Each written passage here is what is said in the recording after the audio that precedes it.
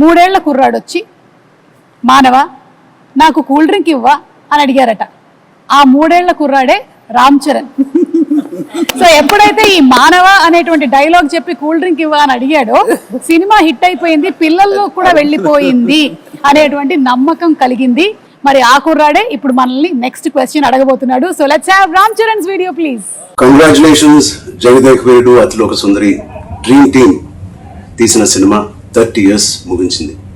నేను dream team అని ఎందుకు అంటున్నానంటే అశ్విత్ దత్ గారు, ఇళయరాజా గారు, రాఘవేంద్రరావు గారు, ఎండమూరి గారు, విన్సెంట్ గారు, పరుచూరి బ్రదర్స్ గారు, ఇంతమంది లెజెండ్స్ ఇలా ఒక సినిమా కోసం కలవడం అనేది ఎప్పుడు జరగలేదు, నా బహుశా జరగదు కూడా. అందునే మా జనరేషన్ అందరూ వీళ్ళని డ్రీమ్ టీమ్ అంటారు. నాకు చిన్నప్పుడు మెమరీస్, బహుశా నాకు హనుమాన్ మీద భక్తి ఎప్పుడు మొదలైందో తెలియదు, కానీ ఖచ్చితంగా నేను చెప్పగలుగుతాను జై చిరంజీవ జగదేక వీర సాంగ్ నుంచి మొదలైంది ఏమో. It's most memorable film. మా జనరేషన్కి, మా ముందు జనరేషన్లో చాలా మంచి ఫ్యాంటసీ ఫిల్మ్స్ వచ్చినాయి, కానీ నాకు గుర్తుండే first magical adventure romantic film Jagadeka Veerudu. And అని మెమరీస్ ఎన్నో ఉన్నాయి ఆ సినిమాలో, మాట్లాడుకునే సీన్స్ కానీ అవన్నీ. బట్ ఆఖరిలో దేవకన్యగా వెళ్ళిపోతున్న శ్రీదేవి గారు మామూలు మనిషిగా మారిపోవడానికి ఆ రింగ్ తీసి వాటర్లో పడేసినప్పుడు ఒక చేప మింగేస్తుంది. మాకు తెలుసుకోవాలని ఉంది, ఆ రింగ్ ఏమైంది, ఆ చేప ఏమైంది.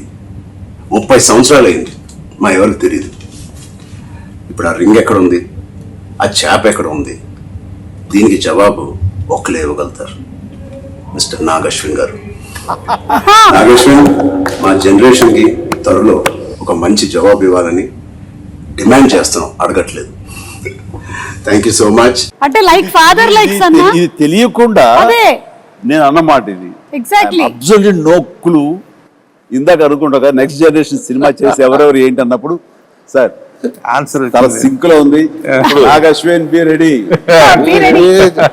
Like father like sun Chiranjeevi గారు ఏదైతే చెప్పారో అదే రామ్ చరణ్ రిపీట్ చేశారు. నీ గడ్డానికి నా గడ్డానికి పోటీ నాగశ్విన్. ఆయన ముడేసేవారే ఎలాగ జుట్లేదు కానీ